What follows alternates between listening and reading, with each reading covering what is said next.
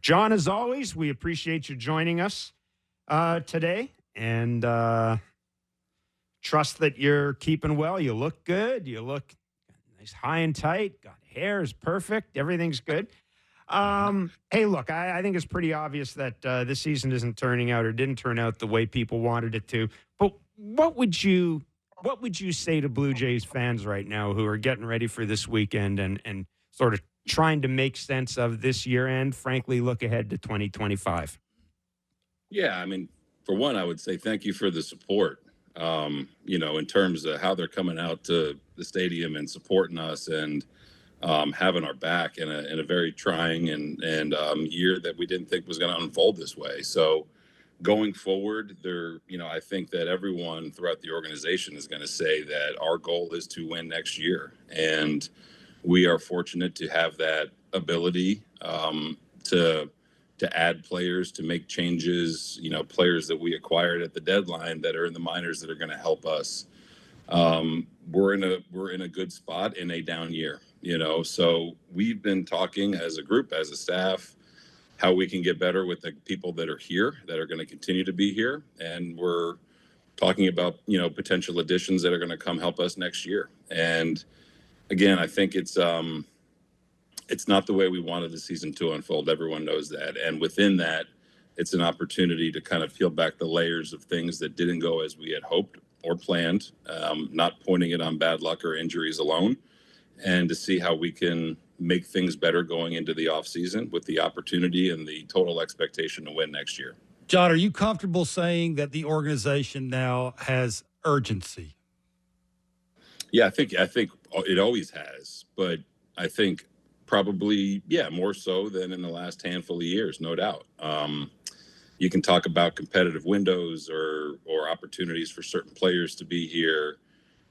There's always been urgency, and I think that whether you're trying to, rebuild or trying to win a World Series, there's always urgency, and sometimes things don't go according to plan, but I think going into this off season, from myself and the staff and Ross and the players, there's definitely probably a little bit of a heightened sense of that, because we are in the division we are in, and we do have the expectation to win.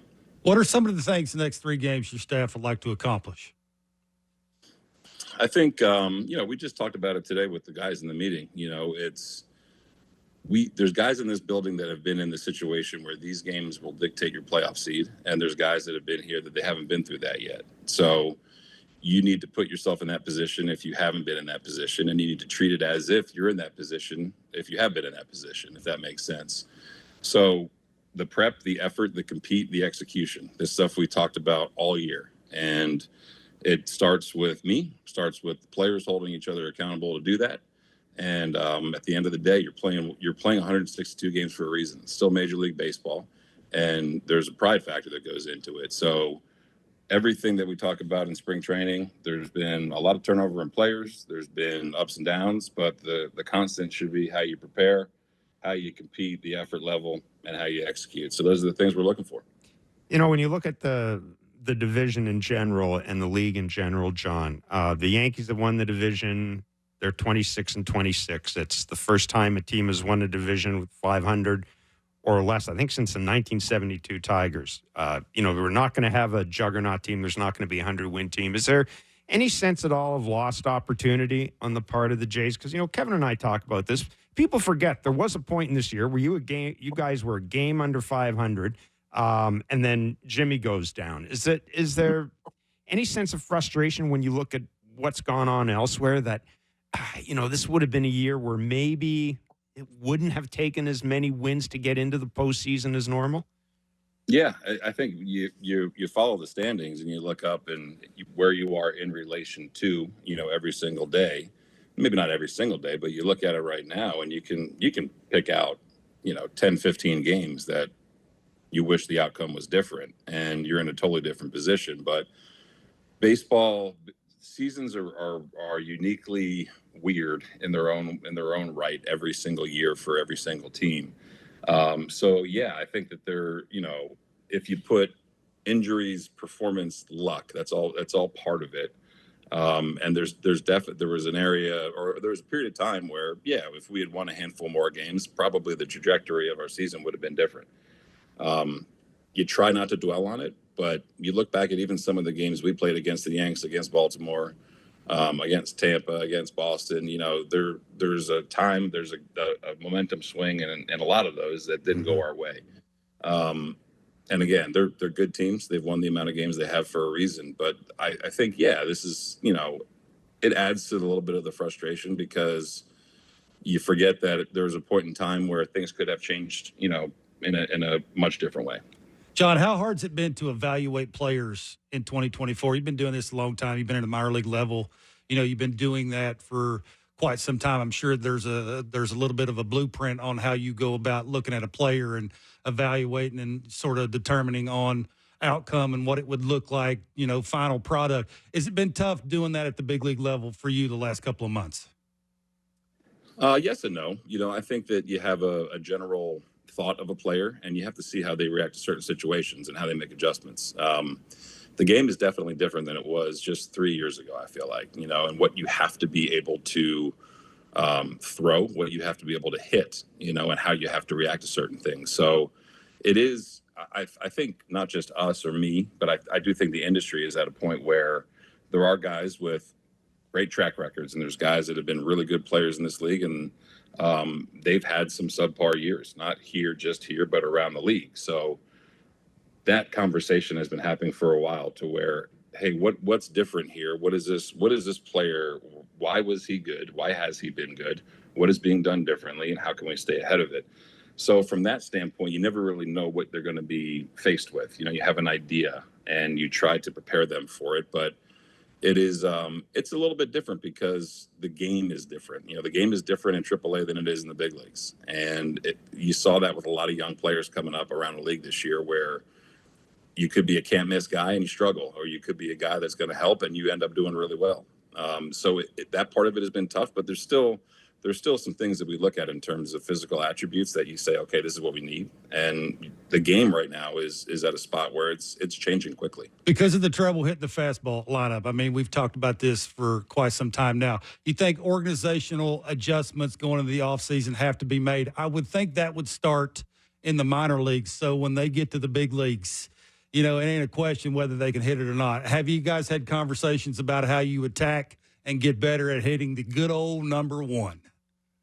Yeah, I think that amongst a lot of other conversations, starting in the minor leagues up to our team here. Absolutely.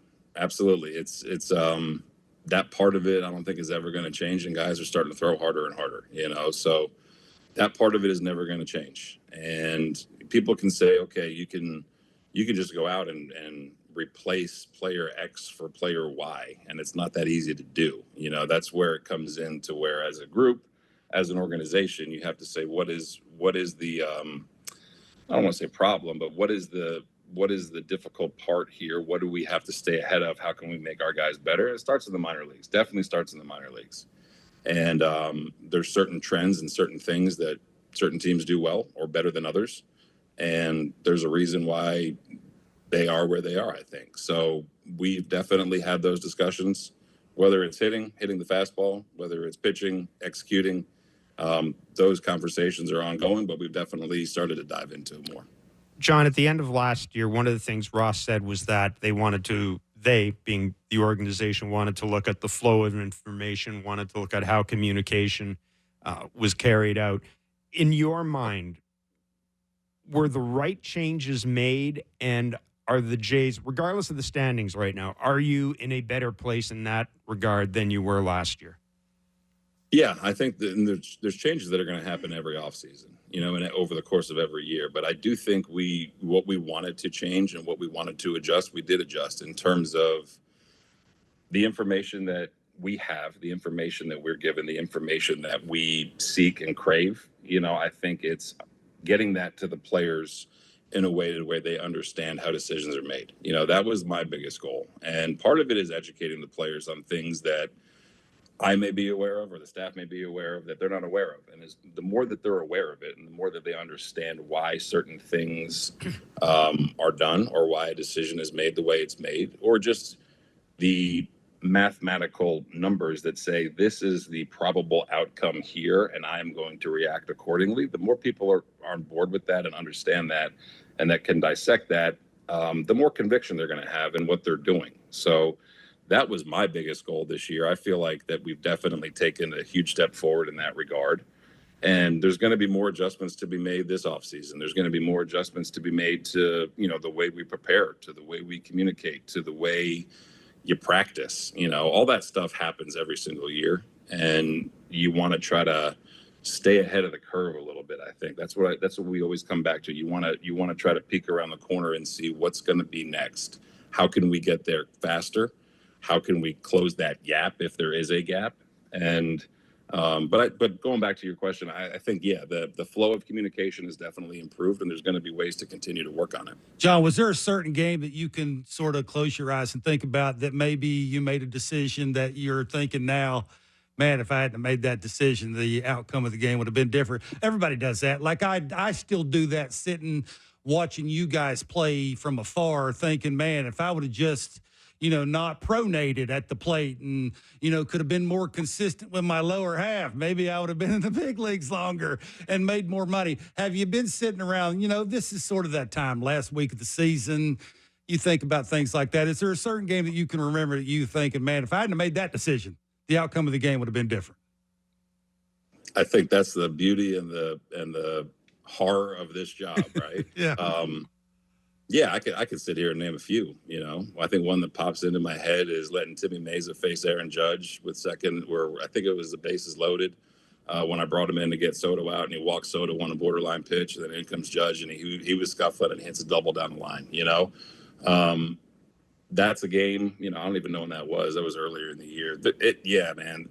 Part of this job is you make decisions, and if it works, great. If it doesn't work, all fingers are pointing at me, and I get it and I respect it. And I've learned how to kind of roll with it a little bit better as the years have gone on. But I think me and 29 other guys think about that every single night. That's just the nature of the job. And all you're trying to do is, I've always said, like, there's the 51-49, right? Like, you want to try to nail the 51 percenters as opposed to the 49 percenters. You want the outcome to go in your way as opposed to going against you. And it doesn't always work that way. But I could sit here, we could talk for, 45 minutes about decisions that could have swayed the outcome of our season or a game or anything like that. Whether you pinch hit, whether you don't pitch hit, whether you go on contact, don't go on contact. It's hard. You know what I mean? It's hard. And it's easy to sit here and second guess, but, that one jumps out at me because it's a division opponent, and we were just talking about the team that won the division, so, but man, there's a lot. You try to limit them, but, they happen every single night. Yeah, John, that's an interesting comment you made, and it's intriguing that you're sitting around and that's the first thing that popped in your mind. And when we were talking urgency earlier about the organization and do they have it, and, it's good to hear that. And I think when I started thinking about your answer, it sort of comes full circle back around to you. And are you prepared or capable of managing with urgency from the first game of the season? I think that's a very fine line on how to try and do that. Do you think you're prepared to do that? Or is that an odd question and not a fair question to ask this early before the season starts going into next year?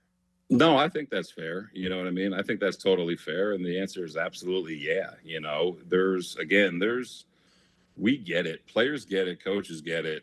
Organizations get it, where you have a finite amount of time to make a difference, right? And without question, you can look up and say that we're at that turning point right now. There's no way to kind of scoot around it, right? So I think that's why conversations have already started over the past couple of weeks with myself, with the front office, with the staff, with the players.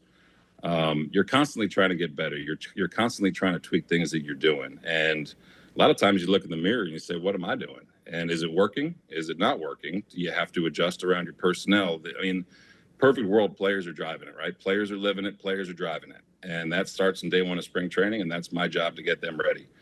When it gets off the rails, you know what I mean?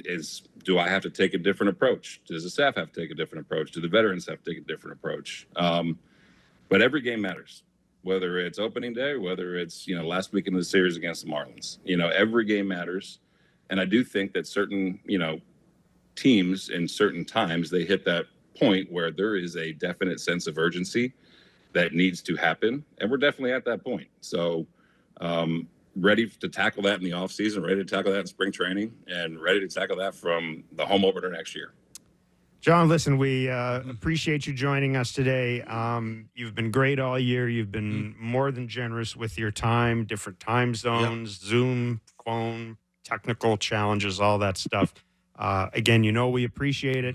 Have a great final weekend in Toronto, and we'll be talking in the offseason. Yeah, we appreciate it, John. Yeah, we do, John. We poked at you quite a bit all season, and you've as you should, right? Yeah, you've answered every question we've asked you, so we appreciate you for that. I appreciate you guys. I appreciate the, being candid. I appreciate you guys poking when you need to poke. I get that it comes with the job and it comes with these guys performing. And I can promise you that it's we're going to be hard at work, from the get-go to be ready to get right back at it next year. But I appreciate your guys' time, and always love chatting with you guys. All right. Thanks, John. Thanks, John. Be well. See you, buddy.